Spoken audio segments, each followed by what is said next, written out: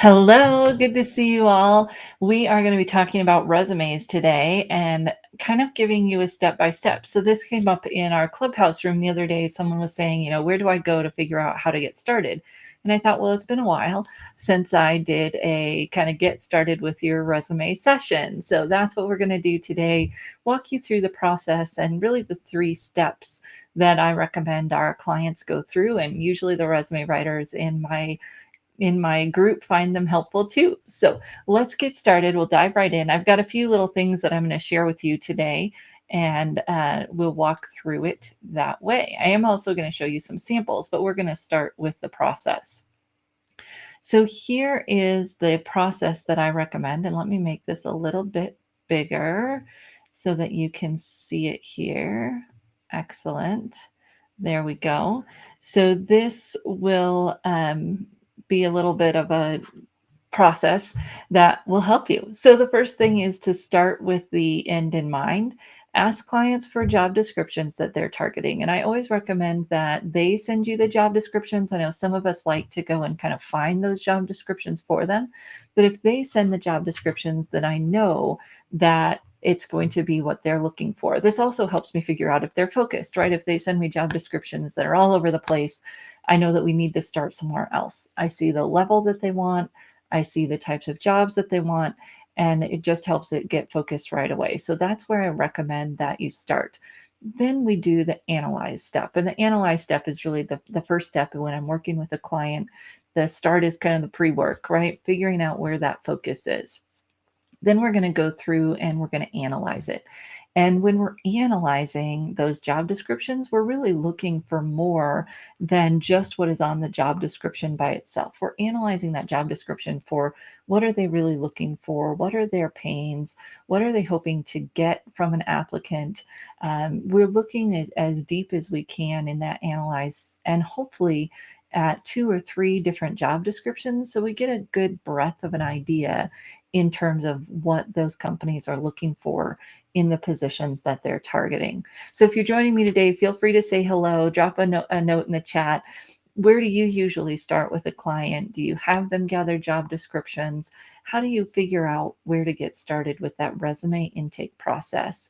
And I'd love to hear from you, hear where you're joining us from, and what you do with a client when you're first getting started. In that analyze step, we're really looking for the big buckets. So, what are the themes that the employer is looking for? We can get caught up in all of the detail of the job description, right? We call it the purple squirrel, where they're looking for everything in the kitchen sink that someone has done. And we really want to keep it to the big buckets. What are the main skill sets that they're looking for in this role? What are the main, keywords that are coming out over and over again? And oftentimes I'll do this with someone in writing. So we'll print it out and highlight it. You could also use a system that looks for the words over and over again, simple in Microsoft Word. You can do a search. You could run it through Skill Sinker, whatever it is that helps you get those themes, not only at the word level, but again, looking at those bigger buckets. So, yay, good to see you. Hi, Celeste. Good to see you here today. So, let's talk about where we go from there. So, if we're going to start with that analyze step and really know what the person is aiming for, this is helpful for them, right? They get that idea of this is what we're aiming for, and we can start to then get that focus of what are we going to do next. So let me get this just a little bit bigger for you here. What are we going to do next? So when we think about that piece of it, it's that mine. And one of the classes I attended early in my career in this field was called Mining from Gold with Elizabeth Harney. And she talked about how, you mine for the stories that match what they're aiming for. And I know a lot of times in our work, people talk about a master resume. Not a huge fan of the master resume because we do want to start with a focus in mind. Otherwise, I mean, we could all go on for days getting content, and then we have to argue about what content do we keep and what do we lose. Whereas if we start with that focus and we start there, then we don't have such a big jump when we go to figuring out what do we need to keep, what do we need to take off, because we started with that focus in mind and we've mined the stories that really align with that purpose instead of thinking that we're going to, get everything and then pare it down. It depends on how you're working with a client, but this is what I do with my resume clients when they come in the door is we start those job descriptions or the focus. If they're at that higher level, sometimes they don't have job descriptions, but usually then they know what are the top things that employers are looking for in your role, what are your strengths, and they can give you the focus. If they're at that VP senior level and above, you may not be able to find job descriptions, but they are going to bring the focus because they've been doing this work for a long time. Then you're going to do the same thing. You're going to mine for the examples of stories of when they've demonstrated those skills. And I love doing that. It's my favorite part of the process. And usually what I do in that process is an interview. So I do use a form that I send to people ahead of time, but a lot of times that's just for them to feel more comfortable, and we don't actually need them to fill it out because we're going to do the interview. People love the interview. It helps them get an opportunity to connect and to really feel like they know, they know their story from the inside out. Oh, someone's saying they use a word cloud. Yes, I love the word clouds as well for the job description. If you don't want to use something like Skill Syncer or Job Scan. Hi, Beverly. Good to see you. And welcome. Good to see you all. Phoenix. No longer use the master approach for a few reasons. Yeah. The get clear on their goals, so target it specifically from the beginning. And if you're getting a lot of people that say, oh, I don't want to take this off, I don't want to take that off, you might think about starting in that place of focus first instead of in the place of gathering their information, because it does lead to starting from the very beginning off on the right foot. And on my form that I send to people, it asks them that, what job titles are they targeting?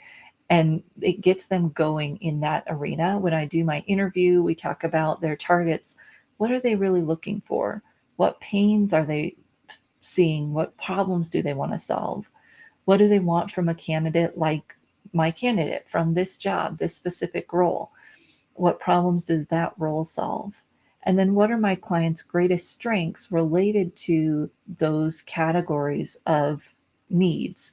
So we start with the buckets the employer is starting to fill, and then say, okay, candidate, what are your top strengths aimed towards those buckets?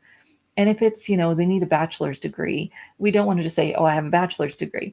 It's digging a little bit deeper than just the qualifications listed and really thinking about the top skill sets and qualifications that they want and how your candidate demonstrates that they meet or exceed those. What did they do during their degree? How can they demonstrate that they have learned and practiced and have those skills? Because when you get a little bit deeper, that's going to be differentiating.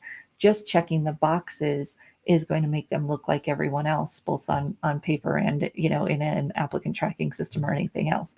So we've got to check those boxes, but then we need to go above and beyond that. And so that's that mine phase. So the first phase is analyze, get those job descriptions, really understand what the buckets are that employers are looking for. Then the second one is that mining process of pulling in anything that they've done, volunteer work, school projects, and volunteer activities, extracurricular activities in school if they're that age. Or if they're working, it may be, in what jobs have they had this opportunity, even if it wasn't their title or whatever it might be. We're really looking for when have they demonstrated those strengths, or when have they demonstrated those skills that the employer is looking for.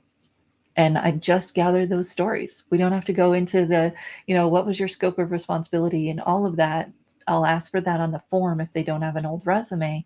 I really want to spend my time listening to and diving into and digging into the stories. And usually in the scope of those stories, you also get the scope of the business. And of course, if leadership is important, we'll talk about those leadership stories in terms of dollar figures and number of people managed and all of that. But I find that sometimes resume writers get so caught up in the day to day, what were your duties in this job, or what did a day of this job look like? And you can have a candidate spend 10, 15 minutes telling you that information that really isn't adding much value. When we ask about the accomplishments, what have they accomplished, when did they demonstrate these specific skills, a lot of times that scope or duties information will come along with it, and we don't have to spend as much time there. We can really spend our time on the differentiating and interesting magnetic information, which is the stories and the things that they have accomplished. So that's that second part where we're really talking about mining for the gold, if you will. So then the next one here is just a little tool. It's a very simple tool. It's a Word document divided into a table or whatever you want to do, where we're listing out those qualifications and the experiences or skills that the people are looking for, the employer's looking for. We're putting those needs in this column and then their examples in the next column. So if you're working with people in a classroom setting or in a workforce setting where you're not writing for them or you're moving kind of fast, this can be a great thing for them to do in a class, in a group, or on their own before they come to see you. Because when they've got this mapped out, it makes it a lot easier. And I used to do this in a classroom setting, and then people would get the one-on-one time afterwards. If you're working with someone and you're doing the interview, you're writing the resume, this is just your mindset, right? That this is what I'm looking for, and these are the stories that I'm digging out. It makes your notes cleaner, makes it much faster to write because you've got all those pieces put together there in one place. So that's the mining part of it. And when you're looking at stories, this is my own little thing here. Looks like something you're used to, with a challenge, action, result. So CART, and I like challenge instead of situation because challenge brings in the sex appeal, right? What made it hard? What was the context? If you achieve something, why was that difficult, or what was going on at the time? When we have that kind of context and challenge around it, it brings a lot of depth to the story, especially for people at the middle level and above, where that context is critical for differentiation. All salespeople have achieved their sales quota, right? What made it difficult? Were they entering a new market? Were they in a down market? Whatever it was, that context brings the story to life. And that oftentimes is where we get the differentiation. Then, of course, you have the actions that they took and the results that they achieved. The more measurable we can get there, the better. And then the tie back is that we're really checking in at the end. How is this related to the problems the company's looking to solve? Making sure that we're tying all of those dots together. And I got that from Susan Britton, who teaches SMART for her interview preparation: situation, metric, action, result, tie back. This is more for the resume. So we're getting that challenge, action, result, but then really thinking about, are we making sure the bullet that we write really speaks to the employer's needs? So most of the time, you want to start with the result. But there are some times where the new product that someone led development of or something is maybe the first couple of words and then the dollar figure, because that they're a new product development engineer. So yes, the dollars are important, but they also want to show that new product development experience. So the tie back makes sure the bullet is in the right order and that the bullets are in the right order to really demonstrate the skill sets that we want to demonstrate for the employer and that specific role that they might have to do that for. And so this is a great tool for people who struggle to tell their achievements, because I can ask them about projects. So a lot of it's the language that we use. So instead of saying, tell me about your best accomplishments, if I dig for what the employer is really looking for, and let's say their top skill sets they're looking for are project management, maybe budget management, and people management. We'll just make it easy. So then I'm going to go into that person's work history, and I might start with what are their best accomplishments just to see what they say. But if they struggle with that, I might say, well, tell me about some of the biggest projects that you've managed or been a part of the management team for. And they're going to tell me those stories. And no matter, what they've done or if they're shy or introverted, I just want the stories, just the facts. when have they done that? And we can take the kind of accomplishment, achievement, impact pieces out of the beginning and weave them in by asking follow-up questions, and we'll be surprised at what we get. So I'm going to go through, when are the biggest projects, the, most interesting projects, their favorite projects, and the language that I use there can help the favorite or the ones they love the most, can get them talking. And then I'm going to do the same thing with the financial management. When have you managed a budget? And dive into that so that I'm not letting them minimize their impact. They're getting started with the story. And then I ask those follow-up questions. What did that do for your customers? What did that do for your clients? What did that do for the internal stakeholders? And I can dig for those accomplishments kind of separately instead of leading with them, if you will, if someone's struggling with that. So start with the content and the types of things that people need to demonstrate. And then you can dig for the results by asking those subsequent questions, and people will be able to answer it even though they didn't think they could. And of course, they can go back and do the research, but even if they can't quantify it right up front, if you're asking about the story and the project, you'll get to some kind of result if you keep asking these questions. Who did it impact?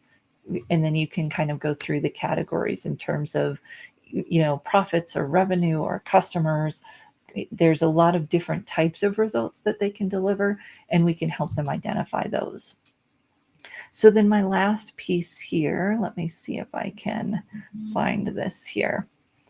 So the last piece here is the third part, which is the align. So we had analyze, get the job descriptions, then mine, find the stories. And then, although this should be easy if you do those first two steps, we still want to think about aligning. And aligning is, I'm going to write those stories, pick the ones that are the most relevant, and I'm going to write them in the language of the future employer. So I'm going to help that person translate their stories from the language that they might be used to, especially if they're making some kind of transition. We're going to translate that language from the old jobs to the new jobs and really think about making sure it's, again, in the right order and the most relevant information, using the language of the future employer. I'm going to get the stories first and then do that translation, because that's going to be easier for my client if I analyze, get the stories, and then write them in that language or help them translate them into that language. And then I left target here. I know there's kind of this big debate right now about if you should target every resume.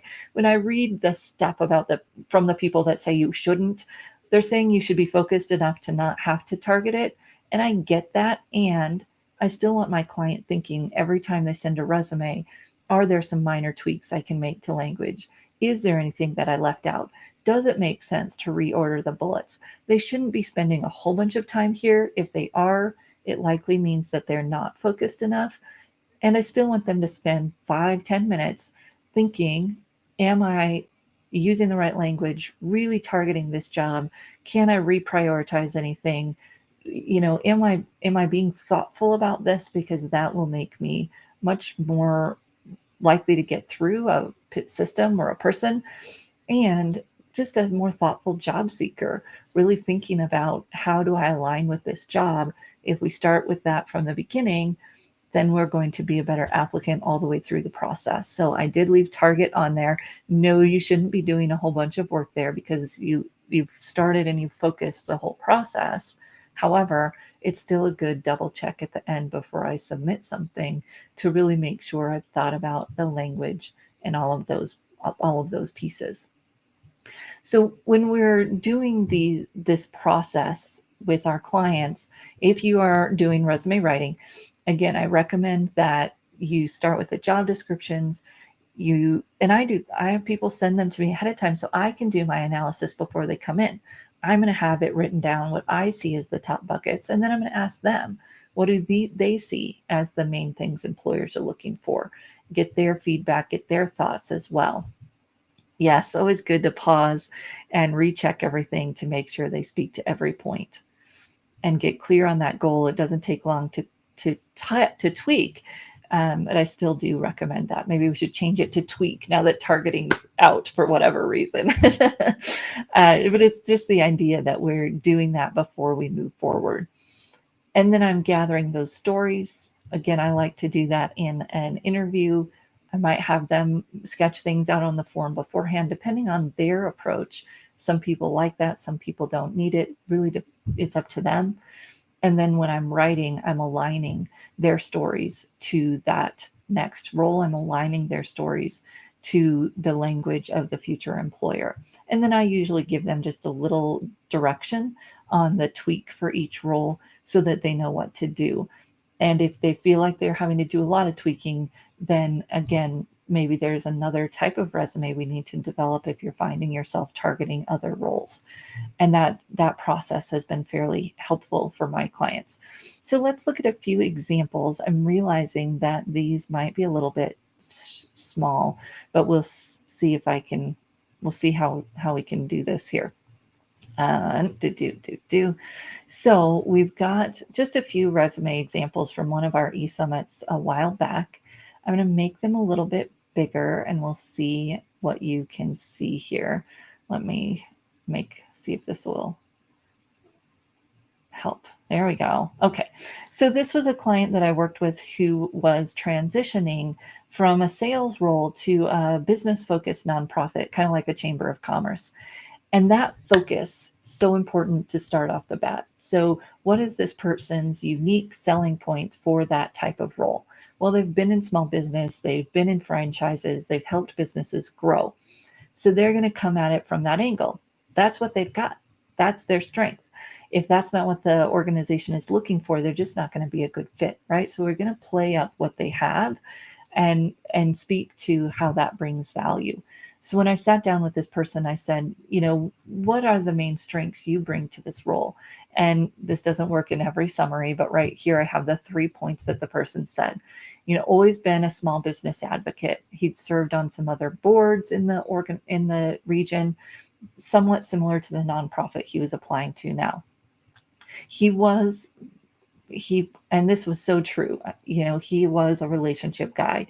He knew everyone. People knew him. He was very well known for being that relational person. And then the business manager, that he'd created processes and structures and those types of things. So those were what he thought were his strengths, and they aligned to the organization that he was applying to. Then the roles, and again, thinking about what from each role demonstrates those strengths. The sales growth, winning these awards, marketing, why. So you got the follow through and service, just a few words that show how, and that philosophy that matches and aligns to what the organization was looking for. And you'll see that same as you go throughout and see the background from this person. Now, there's oftentimes like a little thing in the background where it's like, well, is that important? But we had some early roles in copywriting, restaurant industry, just to show the diversity of what the person had done. And then Bachelor of Arts in Sociology. So we get all of that put together and kind of package it for what matters to that organization. So when we look at the focus and then the content that you develop, it all goes together, it all fits together. And that's really what we want to paint from the very beginning, realizing that most people look at the top. If you're going to use, a little bit of room for the summary, this is about a third of the page. Got to have some white space, got to make it easy to read, and it has to be focused and specific to the person and the role that they're targeting. No generic junk up here, right? We want to be careful of the generic junk. Really speak to how they connect to that role. And then each role down below would be similar in terms of the focus. Everything's going to align to that future role. Move into the marketing one. So this was a person trying to get out of one industry and into another. The summary here is a little bit different. So we really focusing on the role because, again, we're changing industries. And so highly focused on the role and the development of the role, showing the global focus because this person want to continue to work at large companies just in another industry. And you see a lot of that global here, right? Global, and then the different languages, lots of opportunity to apply to those roles where they would be working with global teams. And that fit perfectly with the focus. And then everything's around profitability and sales. And because that's the type of business development that they had been doing. When we see sometimes when someone's looking to make a transition, I'll use these little subheadings here. Um, with the business growth and product development, really calling out the different categories of strengths that they bring to that next role, but it's under the job and the dates. So it's not a functional resume, it's a chronological resume, but then I'm just calling out some of the skill headings that are most important for them to make that transition. And again, these would be some of the top skills that they told me when we kick off the engagement and I asked them, what are these companies really looking for? They would have said they're looking for someone who can do business growth and someone who can help them, create new products, commercialize them, get them into the market. All of these stories then are from that mining where you're asking the person, what have you done? When have you done that? What are your best examples of that? And you can get these types of stories and then writing them into the right language. So here, this person was getting out of print, like kind of creating the industrial printers, but you wouldn't even know that from reading this because we took out as much of that language as possible because that industry is dying, right? And the commercial printing, it didn't, and so they wanted to get out of that and into something else. So the language here is more of the OEMs that translates into the new industry, talking about sales and product development for product families, but we're not talking about the names or even the general names of the products because it isn't relevant to the new goal. So really having that focus helps you make sure that everything on the page speaks to that focus, and things that would distract from it they don't appear here, right? Not appearing here because they don't fit. This is one of my favorite things to do, help people make that transition in industry. And it really comes down to, what do you want people to see? What is the most important thing they see? And then what are the distracting elements like product names or even product types? If you're making a transition, we just don't need those. So I love to do that. I love to help my resume writing students do that and really see how they can make that transition. It's one of our assignments in the resume writing program. So if you are interested in improving your resume writing, this is our program that we have coming up on the 22nd.